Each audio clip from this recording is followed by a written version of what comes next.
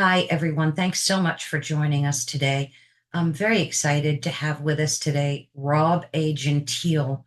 He is the author of a book called Quarks of Light, a near-death experience. What I saw that opened my heart. And I think you will be very moved by his story and awestruck as well. Rob A. Gentile is the son of Italian immigrants. His father worked in a steel mill, and he grew up in Aliquippa, Pennsylvania. He has spent his career as a sales engineer in the steel industry while married to his wife, Melania. He's been married to her for over 30 years. Today, they have devoted themselves to their special needs daughter, Maria, who is in her 20s and whom Rob refers to as a pure spirit. Throughout his childhood, he grappled with difficulties, questions about prayer, and why must children suffer? Answers came to him in a sudden and unexpected way. At age 56, he had a massive heart attack, then flatlined, and had his near-death experience in NDE. Self-discovery and spiritual awakening continued while waiting to receive a donor heart. This is his first book. So with that, I welcome Rob A. Gentile. Hi, everyone. Thank you so much for joining us today. I have a very special guest with us. And as you heard in the intro, he experienced an NDE. He's also the author of a book called Quarks of Light, a near-death experience, to what I saw that opened my heart. And I'm super excited to be able to speak with Rob today. He has a story to tell that ranges from miraculous to emotional. There are so many words that you can use to describe it.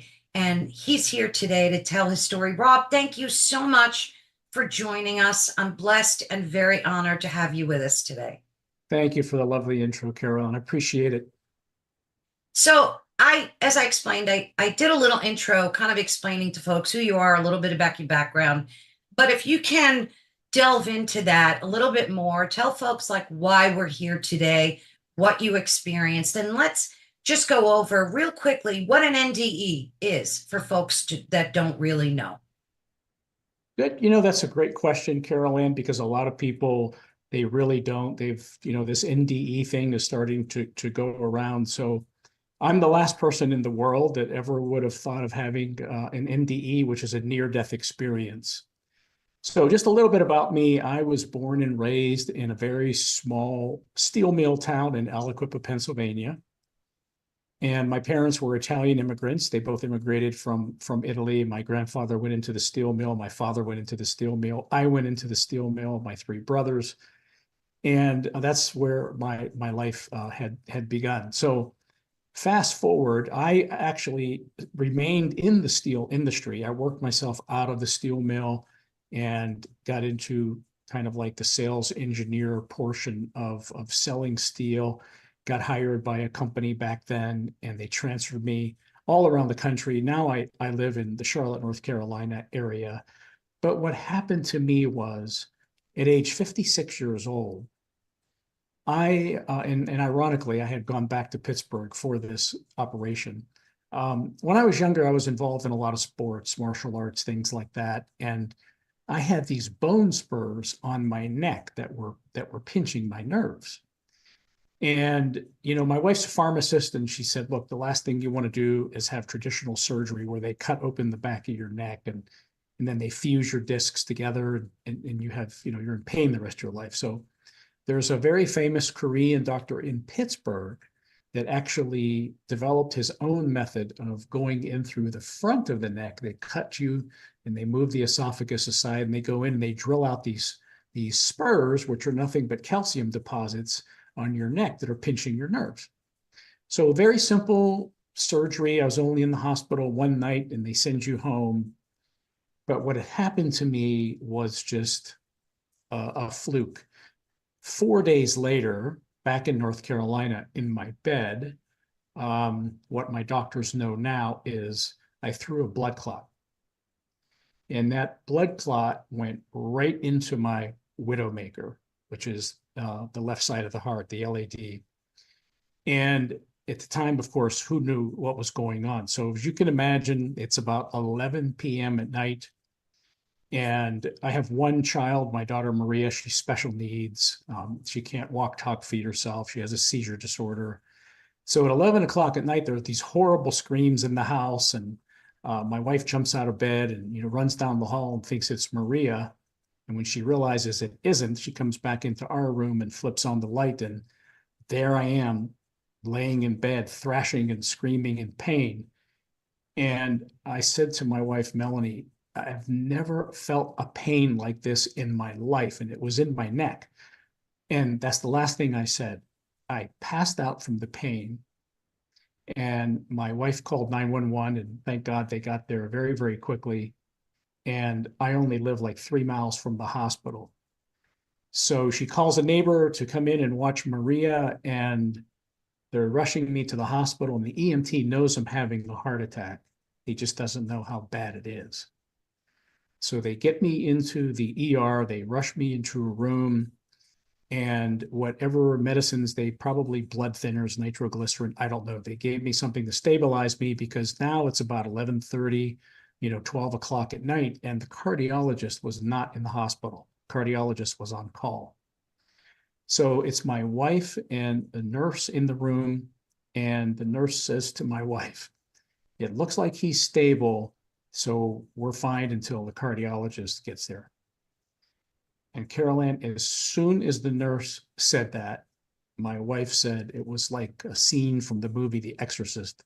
It was almost as if someone had grabbed me by my shirt and just pulled me forward with great force on the gurney. I had been unconscious since we left the house.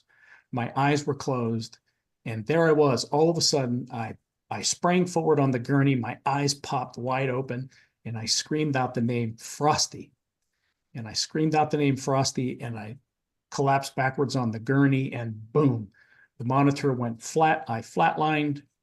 And in the hospital, when someone flatlines, which means, their heart stops, code blue, rings out through the hospital, code blue.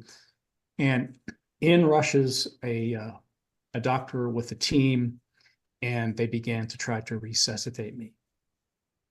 So what was interesting about this is that the doctor tries to resuscitate me. She's working on me. 5 minutes go by. She can't get my heart to start.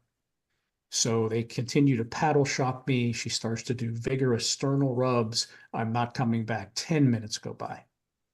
I'm still not coming back. My organs begin shutting down. 15 minutes go by. They take out the epinephrine, these long needles that they shove directly through the chest into the heart. I got 4 injections of epinephrine. I'm still not coming back. More than 20 minutes, and all this is in my medical records for public consumption. More than 20 minutes go by. And finally, the cardiologist arrives. He does an emergency catheterization, cuts my thigh open, fishes a camera up there. He finds the blockage in my widowmaker and puts in 2 stents, and blood starts to flow. But by then, I'm in cardiogenic shock and respiratory failure. So another doctor rushes in. They shove the tubes down my throat. I'm on the vent, and they put me in another room, and I would lay in a 4-day coma. So that's how my journey began. Wow, that kind of leaves you breathless. Yeah. It does. It's such a riveting story. Did they determine that the blood clot was from your neck surgery? Was it just that you had the only because my nephew, he was in Iraq and he had a shoulder surgery from an injury, and he threw a blood clot and passed away. So I'm just wondering if it was surgery induced or not. That's the assumption that all of my doctors made, that it was definitely surgery induced, because, and I didn't know this, but but any surgery is incredible stress to the body. And you go in there and you start cutting things open, and you just don't know. So, but because I was always a healthy guy, athletic and all of that, that's why it was such a fluky thing that nobody in their mind would have ever imagined that age 56 I would have a massive heart attack and die, you know. So that's Wow. how that's how it all began. And I have to tell you, Carolyn, so my oldest brother, I was raised Catholic, and my oldest brother drives down from Pittsburgh, 9 hour drive, and as soon as he gets there, he calls the local parish priest. The parish priest comes and anoints me with oil and ashes. In the Catholic faith, it's called extreme unction. You only get one of those in your life, you know, to forgive your sins and get ready to face God. So I've got my last rites, and a couple of days go by, and they're sending neurologists in to see if I were brain dead. I don't know how they do that. But on the fourth day, the doctor came to my wife and my family and said, look, we can't wait any longer. We're going to pull these tubes out. He's probably a vegetable, but we'll see what we have. But we're going to see if he can breathe on his own.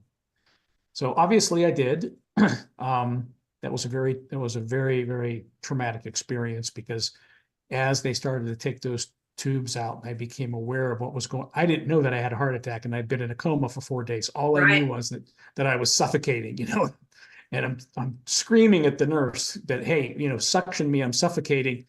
But I was actually screaming in my own head because I couldn't talk, you know, so it was a kind of a crazy thing.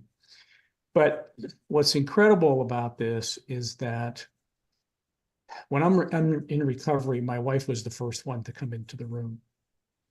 And she said that I was talking in this high pitched, childlike voice. And I said to her, Melanie, you have to believe me. You have to believe me. It was Frosty. It was Frosty that came to me. And she said, oh my God, Rob, that makes so much sense. And I said, what are you talking about? That makes sense. I said, what do you mean? She said, right before you flatlined, you sprang forward on the gurney and you shouted out Frosty's name. Your eyes popped open, and that's when you flatlined. Hmm. So to give you some background, Frosty was my brother-in-law. He was the same age as me. And 7 weeks before I passed away that night, or almost passed away, my brother-in-law, Frosty, unfortunately had taken his own life. And Frosty was going through a bad divorce at the time, and he had his own business. He was a landscaper. It was around the holidays and a lot of pressure. And, you know, he had one daughter in college, his only child. And Frosty did struggle with drugs at one time in his life, but he had been clean for like 5 years. But all the pressure, you know, had been building up on him. And he went out that night and he got a hold of a street drug that just drove him mad for like 45 minutes. And he was living in the upstairs room of his parents' house. And he came home that night and he unfortunately, you know, took his own life. So his mother had called me like 5:30 in the morning to come down and go up into that house. And I only live like 35 miles from my wife's parents' house.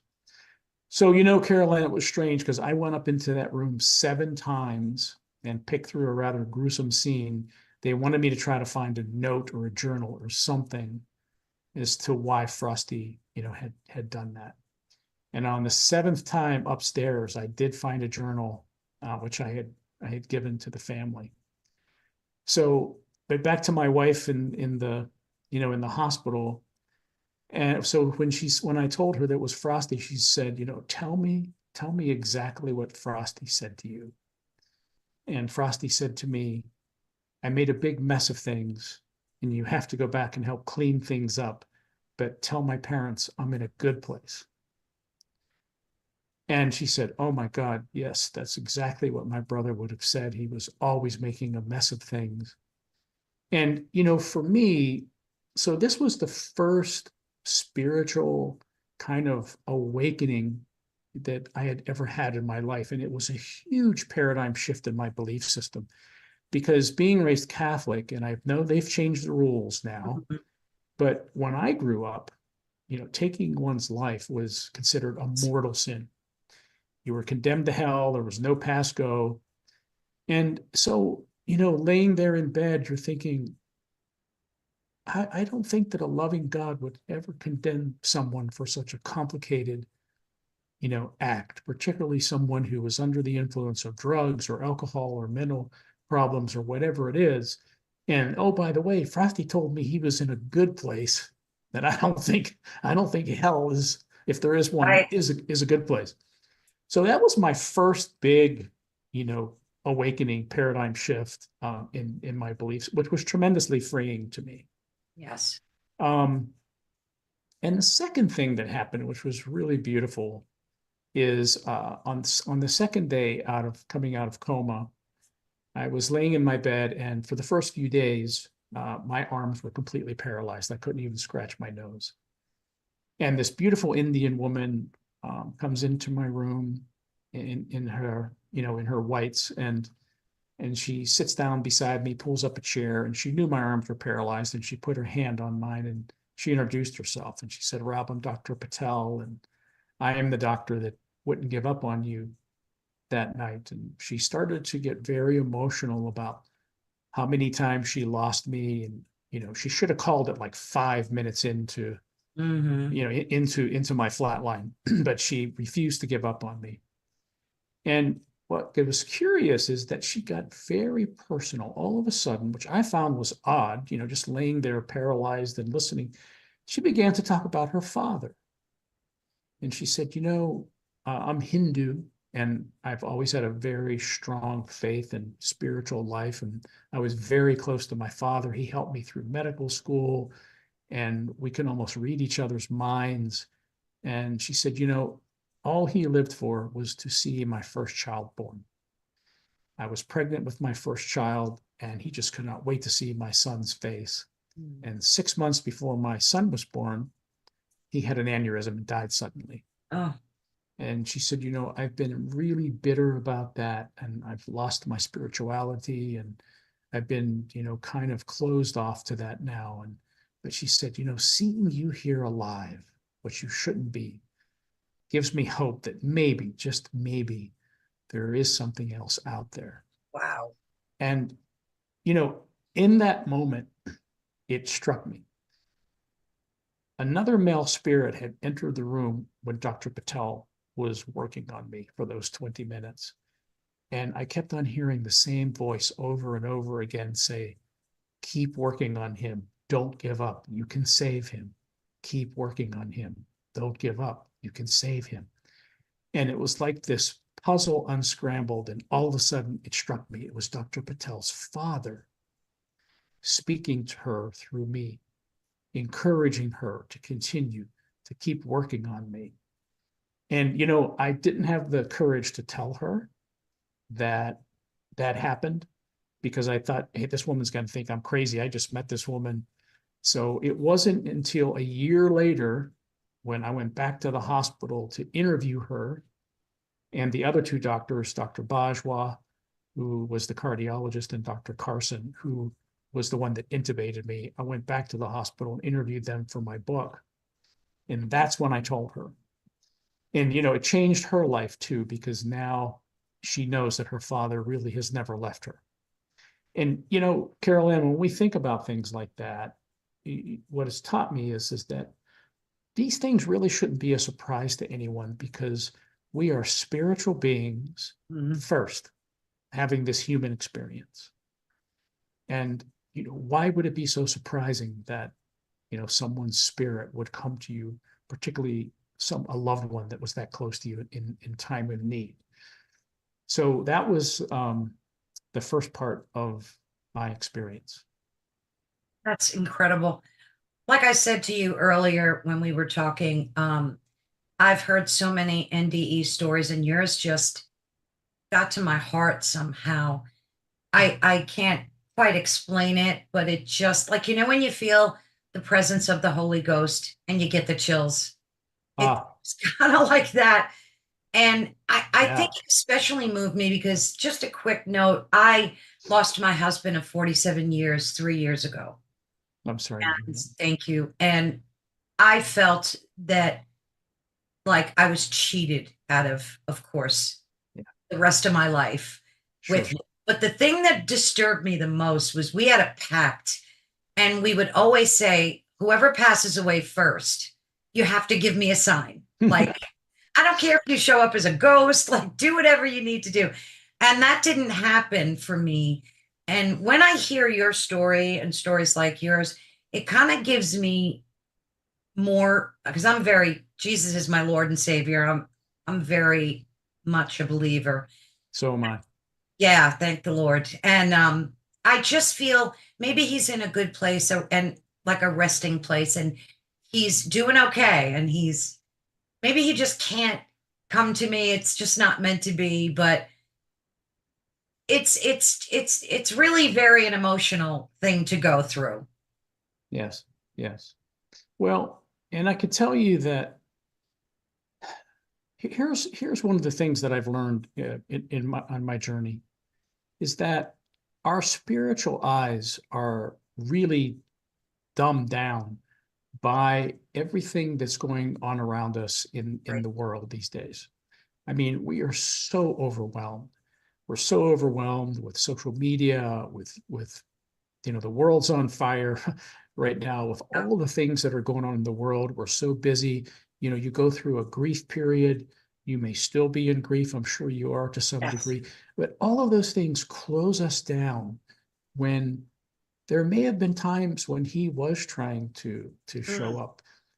He could show up in the form, which is very common, show up in the form of an animal, show mm, up in the form of I've talked to many people, credible people that have had NDEs that, show up in the form of this one guy that I talked to who had an incredible experience, was very close to his dad. They had this thing about he was always losing his wallet, this guy. And he told me many times how, he would lose his wallet and somehow it would show up and it would show up with things reshuffled in them. wow. Like in the house, not like Yeah, he yeah. lost it, So, there are spirit does communicate with us Right. and there are some instances where for whatever reason, and no one knows these mysteries, and those are the mysteries of faith, that we don't get any kind of communication. I was Right. very close to my mother. My father died in a steel mill accident when I was 5, Oh, and my mother and I were very, very close. And it was years later that my mother finally came to me in a kind of like in a awakened dream.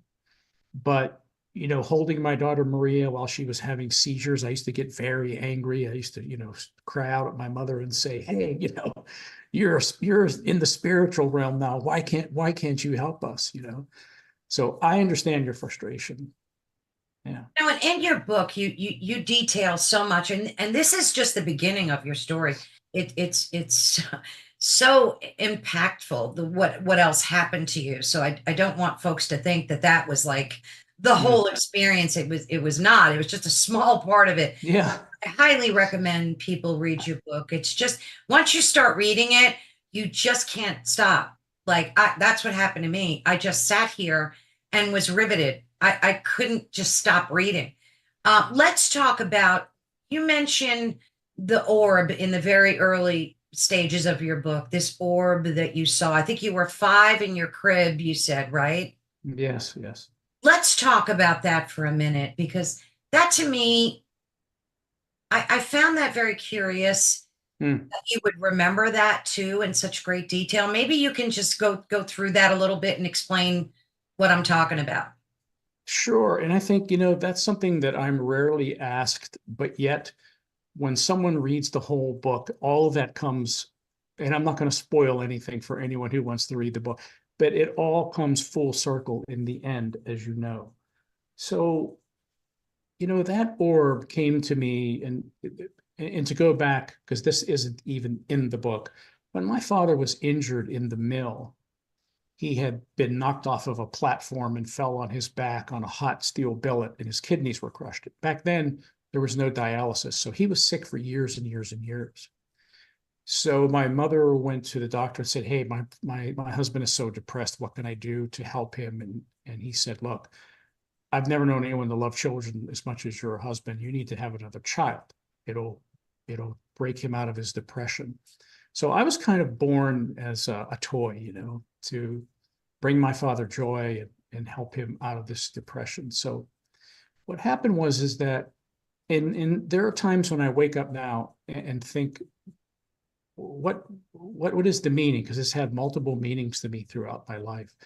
But before he died, so we were in a very small 2-bedroom house. I have 3 older brothers, and my crib was in my parents' house. And at the time, my parents were speaking Italian, which, I didn't understand.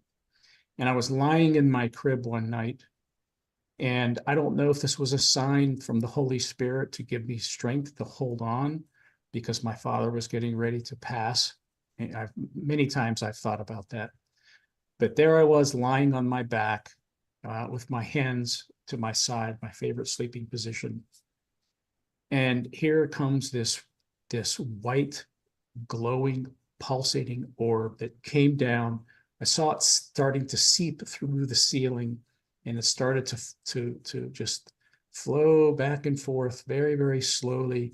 And then as it approached me, it actually turned into a hand, and it just came into my right hand. And when it did, it was almost as if this light was like electricity. I jumped up out of the crib and I grabbed onto the rails of the crib, and I was laughing uncontrollably like only a child can do, with no preoccupation of the world or its problems. And I remember my parents saying something in Italian and then, going back to sleep. But that glowing orb, which I know now is the Holy Spirit, is something that I held on to my entire life when I was going through my own issues of being, without a father, being bullied because I didn't have a father, and it was being raised in a rough and tumble steel town is a different experience, But it has a lot more deeper meaning than just that. I mean, that's enough in itself. But in my second near-death experience, when I finally came out of that and began to write, I realized that it had a much, much deeper meaning for everyone, not just me. Yeah, I found that amazing that you can recall that in such great detail too. I was trying to think back when I was 5, like if I had any memories. I think I just had one, maybe, possibly. So that was pretty amazing. But let's move on a little bit. And like I said before, that was just the beginning, really, of your journey. Mm. Where would you like to move on next to? Because a lot happens, but obviously you've had a donor heart. You look phenomenal, by the way. God bless. Oh, thank you. You look so healthy. Thank God. Yeah, I want to just get to that. Maybe you can like fast forward us a little bit sure. so folks can understand some of the rest of your story and how incredible it is. I know it's a lot, but let's just see if we can get to where they discovered you needed this donor heart. Sure. Well, I'll give you a quick thumbnail sketch of that, and we'll fast forward to my second near-death experience and how all this came to be. So, of course, before I was released from the hospital, they told me my heart was completely destroyed, and the only way that I could live was with a heart transplant. So before I left, they did 2 things. I had a defibrillator vest put on me. It looks like a policeman's vest, and this battery pack strapped on my right shoulder. So every time my heart would go out, it would shock me back to life. Talk about PTSD, right? So because it would go out often. So that was just a couple of weeks, and then I started to get weaker and weaker, and they knew that wasn't enough. So I went back to the hospital, and they put a port in my chest, and this port was dripping medicine on my heart called milrinone, which my doctor said, just think of it as like STP for the car. It's gonna let that heart pump a lot better. But problem is that it wears the heart out faster. So the clock was really starting to tick now. So I had another battery pack on my left shoulder with this bag of medicine, and every 60 seconds, you'd hear this burr, which squirt this medicine. So I'm getting shocked. I got this thing squirting medicine on my heart. So I look like this, creature from some sci-fi movie walking around. And I couldn't get a heart anywhere. I went to all of the transplant centers here. I sent my records everywhere. And it was kind of like a Hollywood story. At the last minute, I called my boss in Chicago. I worked for a privately held steel company. And I said, look, I'm resigning. I can't get a heart. I'm just going to, fade off into the sunset here. Thanks for everything. And my boss said, well, before you do that, let me talk to the owner of the company. So the owner of the company, I didn't know heart disease ran in his family. He's a big philanthropist to the University of Chicago Medicine. And he helped me get admitted to the University of Chicago Medicine.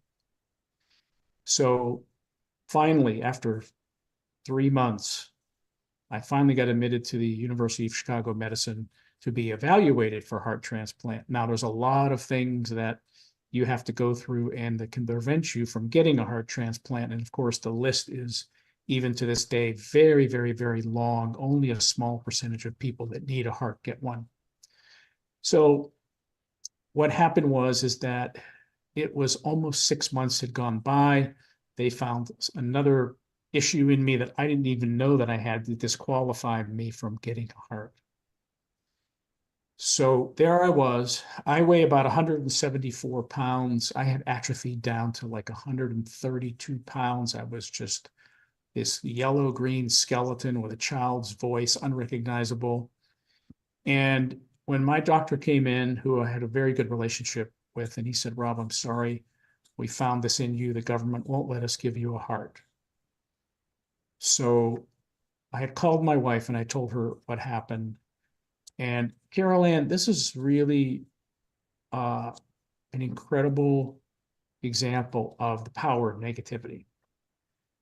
So it was amazing because all that happened, and there I was alone in Chicago. I was on the 8th floor of the hospital, looking out over Lake Michigan.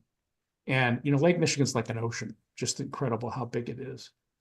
So there I was. And that night, there was this incredible storm like I'd never seen before in my life. It just whipped up out of nowhere. And all of a sudden, I'm in this room alone, and the lightning and the rain was like something I'd never seen. And these sheets of rain pounding against my window.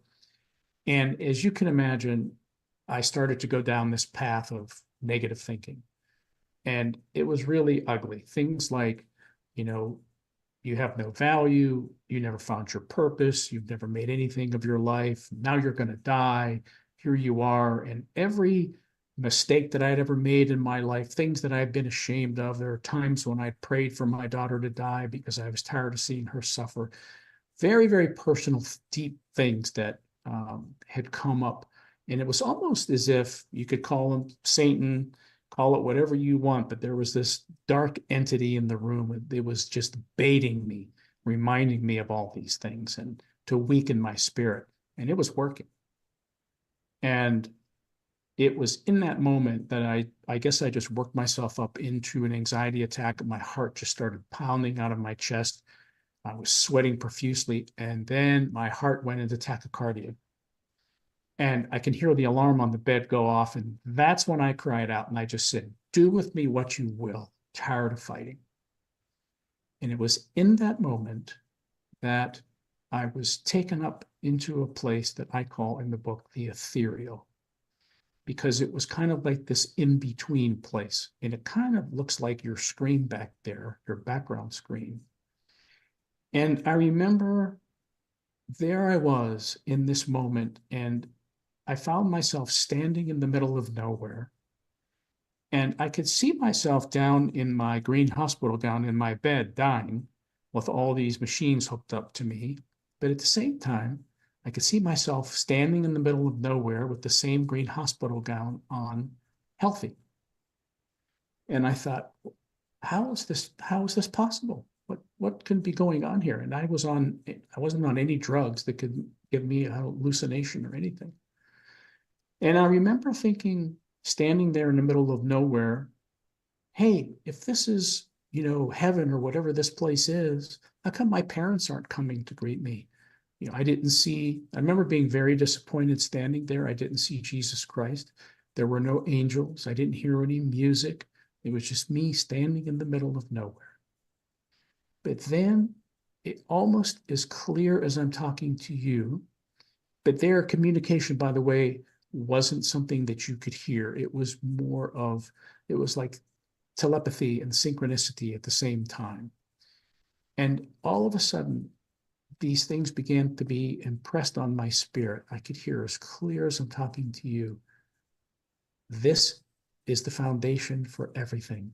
This is the divine source. My power is omnipotent. This is your real identity. And in that moment, I knew that I was in the presence or of God, of a divine intelligence. And then I felt like all of a sudden that I was connected to the vast wisdom of the universe, all of it without words. It was almost as if the grains of my being were made of sand. Somebody just picked me up and scattered me across this infinite, timeless universe. And in that moment, I knew that I was not my body, my race, or my religion. And if I wanted to know the answer to any question, all I had to do was think about it. And I remember thinking, what an incredible, beautiful, peaceful experience this is.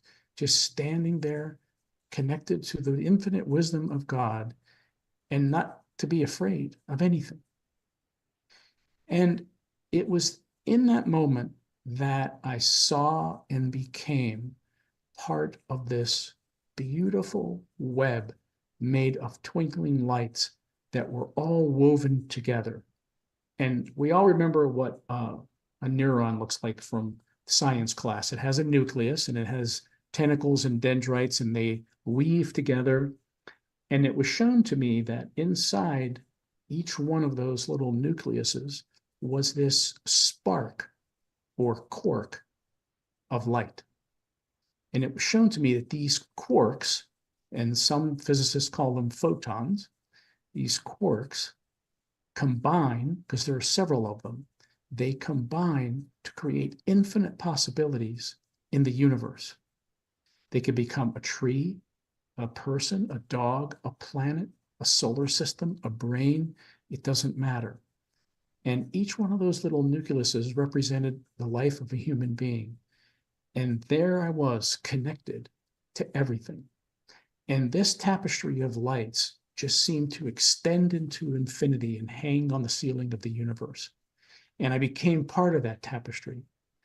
And that's when I realized that that glowing orb that I saw in my crib, there it was. I was just one little speck in trillions and trillions and trillions of little glowing orbs. That's who we are. And it was shown to me that God uses light to create, heal, and transform us. It's the same recipe. We're all connected. We're all made of the same stuff, whether it's matter of animate or inanimate substance. It's all the same.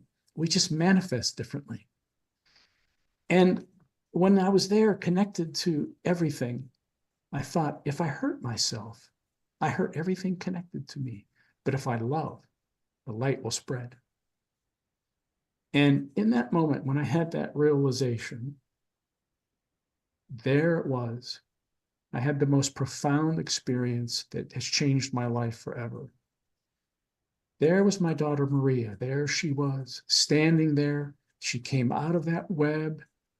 And in this temporal world, Maria cannot walk, talk, or feed herself. But there, she came out of the web perfect and whole. And she was standing there. And she had this light coming through her eyes, emanating through her eyes. And it wasn't the kind of light that we see in the natural world. It was the spiritual light that animates all life. That's the spirit. Without it, we're just flesh and blood, and we just don't exist. And for the first time in 20 years, we had a conversation in that unspoken language of the ethereal. And I looked at her and I said, Maria, I said, I've never heard your voice. I've never heard you say, I love you, Daddy. We've never had a conversation. Your mother and I, we've taken you everywhere to try to find a cure. We've given up everything. I said, just tell me what it is that I could do for you. And she said three words that have transformed my life. She said, just love me. And when she said, just love me, I cried out into that infinite space. And I said, I never want to leave this place. I heard my own voice echo back to me. And that's when I found myself back in my hospital bed.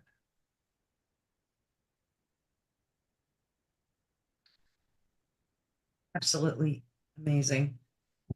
Um, did you pass away again at that moment, do you think, when you went into tachycardia, that you went into this ethereal place? Do you think that's what, did they come and code you again, or? They came in and injected something into my IV bag, which got the heart Right. back into its normal rhythm. And I remember lying there thinking, I don't care if I ever get a heart. I just want to be back there. I want to be back there where I'm connected to everything, where I could see my daughter whole and perfect. So at that moment, I I didn't care, but I did because I was also told to testify. And I remember thinking, well, if that's the case, I know the perfect heart is going to show up. And it was shortly after that that my transplant team came back in and told me, hey, we want an exception from the government. We're going to put you back on the transplant list. And shortly afterward, I was transplanted. And I don't want to get into the identity of my donor, but I can tell you that this person was meant to live inside me. You go into detail about that in your book that I do. Yeah, I do. I go into great detail about this whole heart brain connection, why right. heart transplantation works, how that person's um, not necessarily memories, but essence is passed on through your taste in foods change, Right. your a lot of things change, and that heart has a brain. It's not just a muscle, because it's one of the first things that form in a mother's womb. So this conversation with the heart and the brain start very early in one's life in the mother. And so it's natural to to believe, and it's only been recently that scientists have found the actual brain inside the human heart that makes all of this work and heart transplantation work. Because when you take a birth heart out of someone and you put someone else's in there, that heart has to figure out a way to communicate with the brain because it controls our parasympathetic and sympathetic nervous system, hormone production, a neurological system, all of these things. And of course, the most fascinating one, which I love, is the electromagnetic pulses that come out from the heart that actually connect us to everyone like the web in this physical world. It's all about the heart. That's why Makes so much sense. It really does, because everything is vibration, really. So there you go. So, it doesn't matter what religious text you read besides the Bible, it's all about the heart. And there's a reason for it, you know. but you uncovered some things about your donor. Mm. Mind blowing. And that kind of opened up a whole world to you as well, right? Mm-hmm. Yes, yes, absolutely. A lot of so-called, I've coined the phrase in my book that coincidences are God's way of remaining anonymous, Yeah. because there So were just powerful. too many coincidences Yes. Oh, so many. with with the donor and my mom and some other things that were just Right. mind blowing. Yeah. Now, since then, I mean, obviously you healed up beautifully, you recovered. Have you been connected? Do you still, well, that's a silly question. Obviously, you're still connected to the God source, but in a special way, do you feel even more connected since you were able to experience that web of life source that connects us all? Do you still, Oh, yeah, absolutely, absolutely. And what it's done is anchored my life, because I lead a very busy life. I travel a lot in my job, and my daughter Maria is like a hurricane. When you enter her path, I mean, she's all consuming, because she's total care, and she's 28 now. So, it's an anchor to remind me of what is really important and what we're all going to end up doing. As you know from personal experience, unfortunately, we all leave this body eventually, Right. but there's nothing to fear, because it's there where our real life begins, in my opinion. Because, this web that I saw, I've come to understand in my life that it's a reflection of what happens here. And that's why it's important for us all to find purpose and to understand that we're all connected and that we're all one. And if we could ever really grasp that concept, there would be nothing to fight about. So this web of light and dark, and when I was in there connected to this web, I saw some areas that weren't as bright as others. Mm. And I had wondered what that was. I thought to myself, is that evil?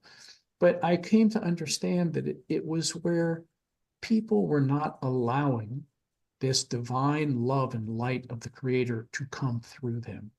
You see, that is the secret to life. God both experiences and expresses life through us. That's the gift. And when we realize that that's the gift, it enriches our life in such a way that our light gets brighter, and it lights the path and emboldens others, just like I Others, saw yeah. in the web. And that's how we light up the world, Carol Ann. Gosh, that's so true. I am just blown away by the things that you're saying. It's just moving me even closer to my commitment to Jesus. But um, it's interesting if you listen to other people that have had NDE. Some of them clearly see Jesus. They'll Yeah. talk about this person or entity in a white robe with angelic beings around them, and other people like yourself, like every NDE seems so different and unique. What do you think accounts for that?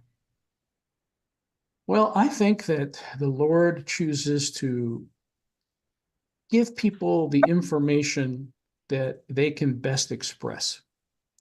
You know, I think that if I was disappointed that I did not see Jesus Christ, I was disappointed that I didn't see my parents and friends and grandmother and all of that. But yet God expressed to me in concepts that I could understand and communicate best. It took me 3 years to write my book. And every morning I would get up at 4:30 in the morning because I had to go to work at 7:30. And I found out that, what in the Bible they call that the fourth watch. The fourth watch is when Jesus came, when the disciples were in the boat and it was sinking and they were giving up hope. It was in the fourth watch. It was probably like 4:30 in the morning. And that's when Christ came across the water and reached out. And there's a magical thing that happens in that window. And for me, that's when I wrote, and I would pray to the Holy Spirit to allow the words to express through me and not from me. Mm. And there were many, many a morning. Ask my wife, she'd come knocking on the door and there's paper thrown all over the place, and I was frustrated and nothing would come. But on other days it would come so fast I'd have to use my tape recorder. Mm. So, it takes work to connect with the Holy Spirit, um, and patience, So I think that, again, that's why some people are shown.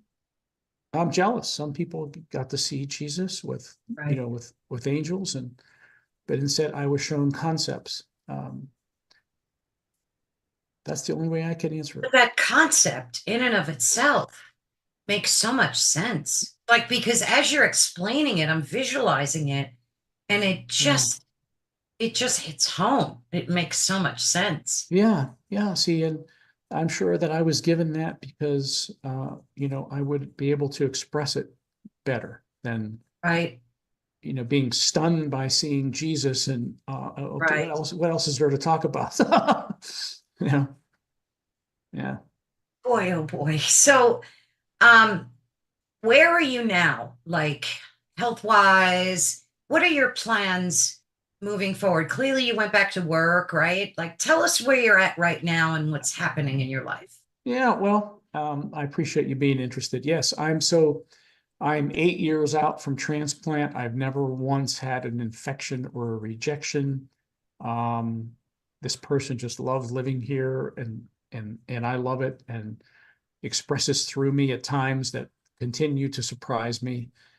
And it was one of the driving forces of writing the book. Even my doctors, my pastor, a lot of people encouraged me to write it. But so did this person. But Carol Ann, I'm in a place where I'm going to be 65 in September, and I've got to work a few more years because of Maria's needs. Financially, she has a lot of needs, and that's okay. But before I leave, I've got another book in me. I want to write about the light of God and how different people see it around the world, and what it is that they call it.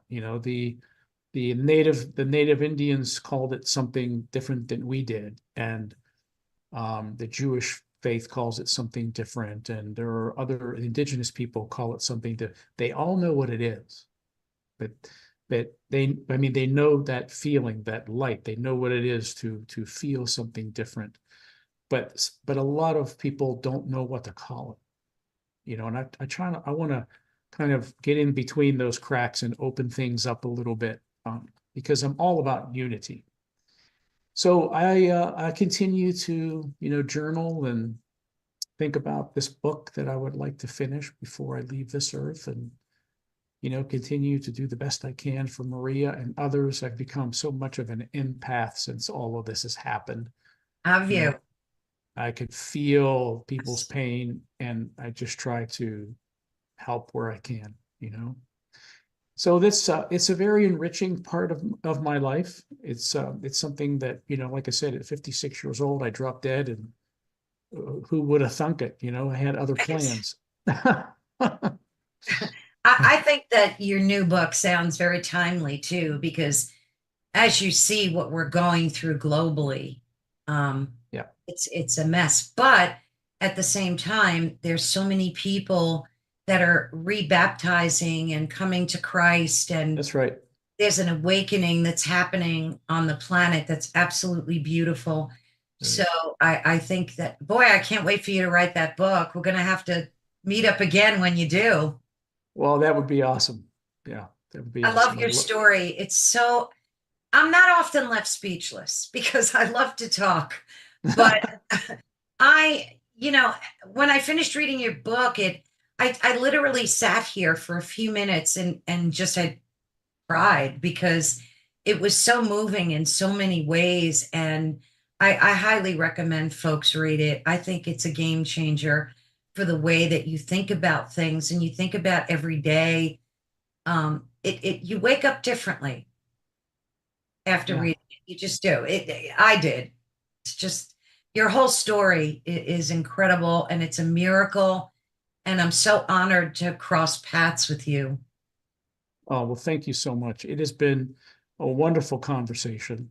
I've enjoyed it so much, and hopefully we can get together again in the I would future. love that. I really would. I would love to have a part two because, like I said in your book, there's so much more that we could talk about. So when you're free, I would love to connect again and do this again. Sure. We'll put that on the calendar down the road, and we'll love to come back and speak with you. Awesome. Thank you so much again. Thank you for having me.